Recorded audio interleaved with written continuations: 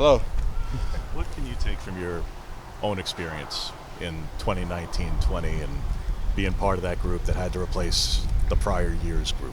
I would say the biggest thing is that a lot of people on that team were selfless.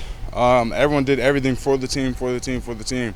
And we had a culture at that time that forced everyone to uphold the standard of playing for the team. So playing with a lot of selfless players on both sides of the ball, I think, is what really helped us have a lot of success that season.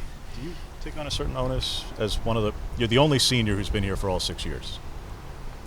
Do you take a certain onus of that for the room, for the entire offense, maybe even for the whole team, of being that bridge guy who knows what it was, knows what the standard is?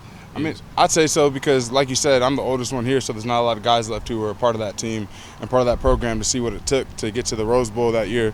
And, being the oldest, naturally, I think a lot of guys look up to me and look to me to see what the standard is and how to go about the everyday process of being a collegiate athlete. So, and I take pride in that, and I've been trying to take the most pride in that throughout the whole entire season, make sure everybody else is ready, not even just in my position group, but the whole entire team. How do you describe that standard to somebody who doesn't know, and short-term memory loss, forgot what 19 was? If you had to tell one of the freshmen, wasn't here, doesn't know it. What is it? I'd say the biggest thing is the little things. Even when you walk onto the field, walking on the field, you got to jog everywhere you go. You got to have a sense of urgency to yourself. If you see one of your brothers isn't doing too good, be that one to pick them back up and make sure they keep on going, and to stay within their head, because once you start to mess up a little bit, especially in practice, you start to lose focus on what's important, and you start to make even more bad plays. So I think just the biggest thing is just, upholding that culture of, next play mentality, our DNA traits, everything that we always stand by, and just reiterating that throughout the whole entire group. Fine, so that you guys can go 8 deep on the offensive line. How do you feel about the depth of that unit right now? I think it's good. I think this is one of the years that I've been with that we didn't really lose a lot of players going into fall camp. I mean, last season we had a lot of injuries, which kind of hindered us going into the season. But this year we got a lot of guys who can step up just in case someone does go down. I think that's really beneficial, especially for O-line, because it's such a heavy contact sport. Every single play, you got to have dudes to be able to step in when they need to. As James said, you've been here for a long time, but nothing was handed to you this fall in terms of the competition. What was your mindset entering, and kind of how have you felt you've handled that this fall? My biggest mindset was just to make sure that not only me, but the guys next to me are all ready to go. 5 as 1 is something that we always say before every single play, and that's 5 as 1 means that we're all playing together, us 5 linemen. So I think just the biggest thing in my mindset was just make sure I'm ready, make sure I know the whole entire scheme offensively, and make sure that my teammates next to me know the scheme so we can protect whoever's behind us.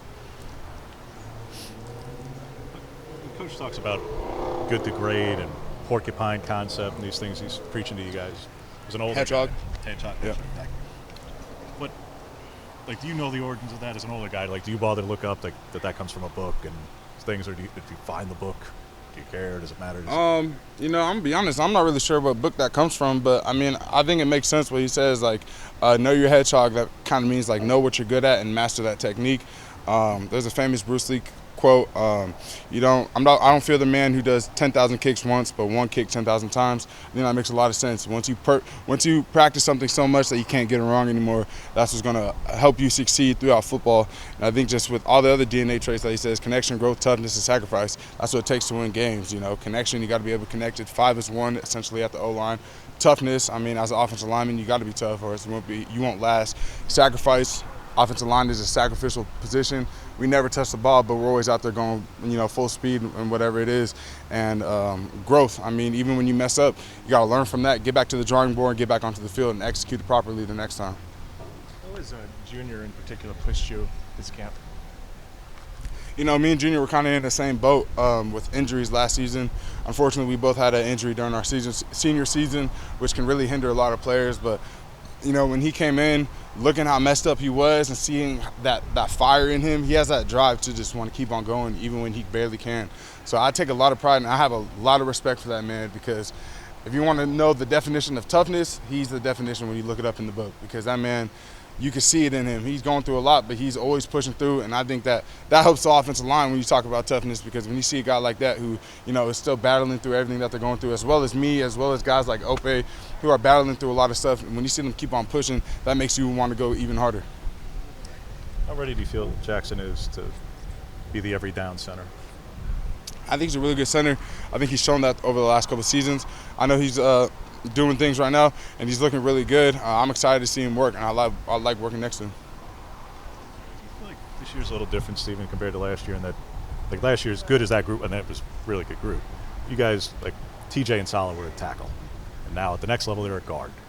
All right, you feel like you guys are maybe more in your natural positions this year than last year? I'm not criticizing last year. You had a great unit, but the guys are natural tackles, natural guard, natural center, more so this year than maybe last year. I mean, I guess you could say that, but at the same time, we rotate all the time. So your natural position is offensive line. You better be able to play off all four or all five or whatever it takes. So I think right now, I think we're all feeling good with where we're at, but we're all not afraid to go on the other side of the ball if we need to in order for the team to win. So You're primarily right guard, though. Is that accurate? right now, yep.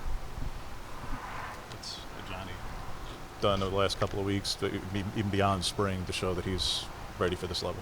I mean, shoot, he's a really tough player out of New York. I love playing next to him. Me and him have great communication. We have a good chemistry onto the field. We talk about it all the time. Sometimes it looks like he's out of his body, but he's able to bring it back in and, you know, control the block. And I think that's really impressive as an offensive tackle.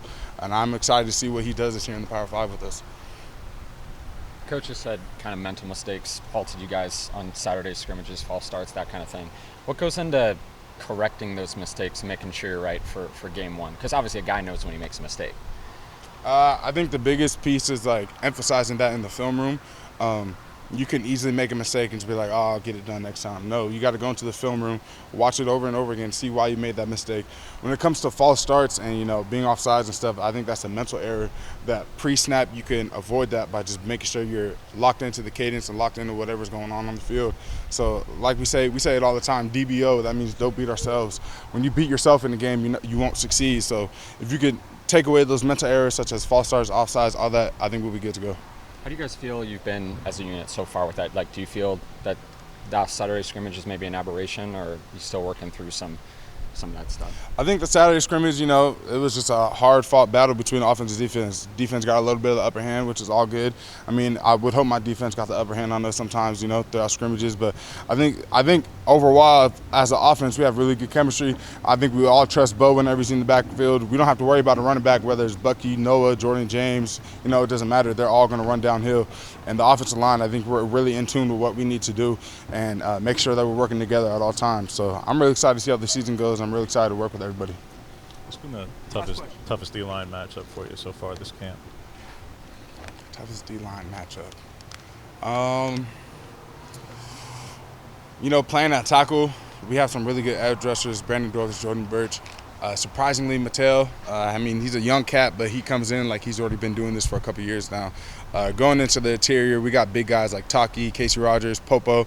It's so nice to go against Popo because he's one of our best D linemen when he's healthy. So, you know, just going against him every single time, I know it's going to be a battle, and I'm excited for whatever it takes.